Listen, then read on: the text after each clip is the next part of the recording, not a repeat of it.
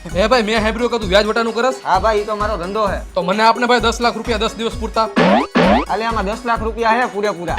Okay ભાઈ કેટલું વ્યાજ દેવાનું 10 દિવસનું? તું તો મારો ભાઈબંધ હો, તારી પાસેથી થોડું વ્યાજ લેવાય. અરે ના ના ભાઈ એમ નો હાલે, ધંધામાં શરમ નો રાખાય. લઈ જાને ભાઈ હવે. હું જાઉં તને તારા પૈસા 10 દિવસ પછી મળી જાહે. કાઈ વાંધો નહીં ભાઈ.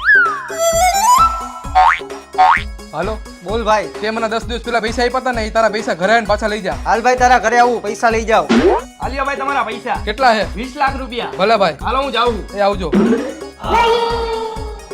આલે ભાઈ તારા 10 લાખ રૂપિયા. ભાઈ ઈ બધું તો વાંધો નહીં, પણ ઓલું કોણ હતું? ઈ ભાઈ પૈસા ડબલ કરે છે. તે મને જે 10 લાખ રૂપિયા આપ્યા હતા ને 10 દિવસ પહેલા, પછી મેં ઈ ભાઈને આપ્યા. પછી ઈ ભાઈ મને ડબલ કરીને 20 લાખ રૂપિયા આપ્યા. મારે પૈસા ડબલ કરાવવા હે, હાલે કરાવી દે ને. થઈ જાય ભાઈ તારા પૈસા ડબલ, પણ મારું 1 લાખ રૂપિયા કમિશન થાહે. અરે ભાઈ, મેં તને પૈસા આપ્યા ત્યારે મેં તો તારું વ્યાજ નતું લીધું. એલા ભાઈ તું તારા ધંધામાં શરમ રાખેસ, પણ હું નથી રાખતો.